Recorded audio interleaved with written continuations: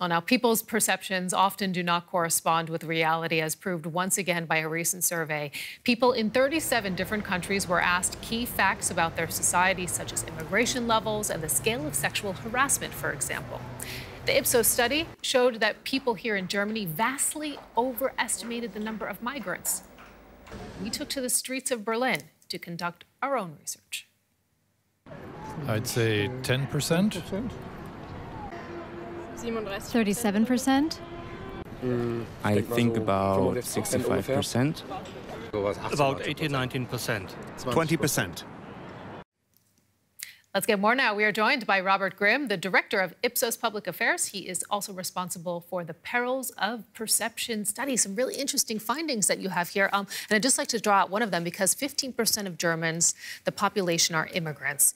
In your study, people here estimated twice that. They actually thought that 30% of the population are immigrants. In other countries, meanwhile, that overestimation was even higher. Why? Well, I think it's indicative of the discussions we have about migration. I mean, many people believe, or we are made believe by the media, by politics, that migration is an issue. It's a negative issue, and we discuss migration always from that perspective. You know, control of our borders. Can they fit in? Can we integrate them? Are they undermining our national identity? And because of this negative construction of these discourses, and because it's a very emotional debate and a very polarizing debate, I think we are overestimating the actual problem. And very often we are also sidelined by the issue because, you know, I think there are many other issues in this country that could be discussed. But we at the moment, we concentrate the political debate on the migration question. Fascinating. Your study also had people estimate the percentage of Muslims in the population. We'll hear the figures in just a second, but actually we took to the streets of Berlin. And I'd just like to play for our viewers what we found out. Maybe 40%? Maybe that's too high, but it could be. 5%. Around 35%. Maybe 24 or so? Okay, so your polling, generally speaking, people said that there was 21%. Yes, yes. Here's the big reveal now, and this is, I think, probably going to shock many people. It's actually 4%. Yes, yeah.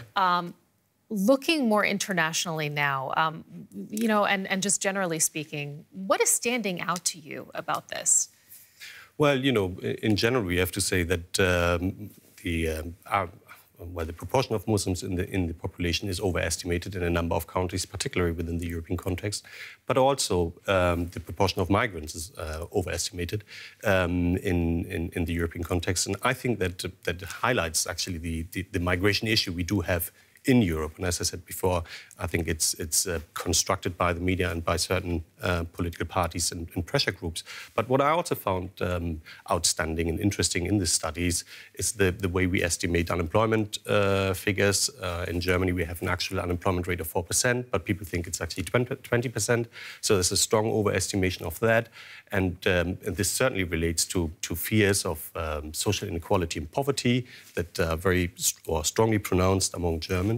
But we can also see huge imbalances within the European economy. I mean, we have unemployment rates in Italy and in Spain that continue to be very high in the two figures. And people there estimate unemployment to be around 40%, which is indicative of the problems Europe is facing, you know, the kind of economic imbalances we are having. And I believe that this may also have an impact on the forthcoming European elections. So I found that quite interesting, There's too. perhaps a bias towards skepticism in a way. European skepticism or skepticism, yes. There's you know, people are they're worried. Let's put it this way. Yeah. There's one area though where people did not overestimate. For example, there's one area where they actually underestimated. That is when it came to sexual harassment. Interestingly enough, we also took to the streets of Berlin on this issue. Okay. Let's listen. 5%. Maybe 10%? 3%. 48%? 50%, I'd say. It's quite a lot, that's why 50% or 45%. Okay, so your poll, actually, generally speaking, people estimated 37% of women have experienced sexual harassment. The reality, 60%, yes, nearly absolutely. double that. Yeah. Why did they underestimate this? See, it's a little bit of a conflict, isn't it? Because beforehand I said there were lots of debates about migration and Islamophobia, etc., and we overestimated the number or underestimated, overestimated the number of migrants. And now I was, when I saw the figures, thinking that, well, this can't be. I mean, for one reason or another, we should actually be closer to reality in terms of sexual harassment. But I guess that the issue may well be that women's issues still haven't really arrived at society, and we banalize very often. I mean, we relate sexual harassment often with women, and I think we banalize the problems and issues women face in society, and we actually talk negatively about feminism or gender mainstreaming.